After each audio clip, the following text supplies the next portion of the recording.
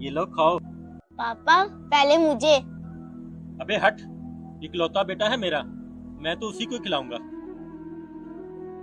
बाबा आखिर क्या फर्क है बेटा और बेटी में? जब मैं बूढ़ा हो जाऊंगा तो यही आएगा मेरे काम।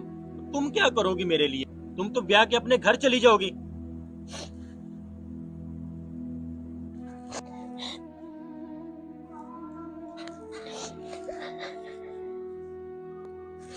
तो आज के मैं भी लड़का होती।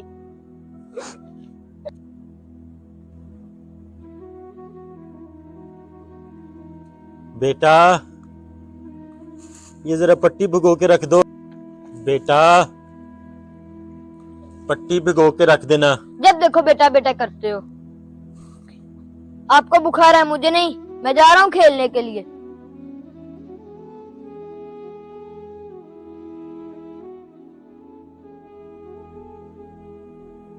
ये डॉक्टर साहब आइए।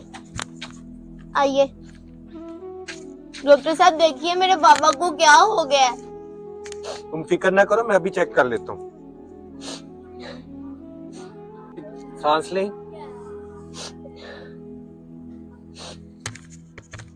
आपके पापा के अंदर खून की कमी है, इनको फौरन खून लगाना पड़ेगा।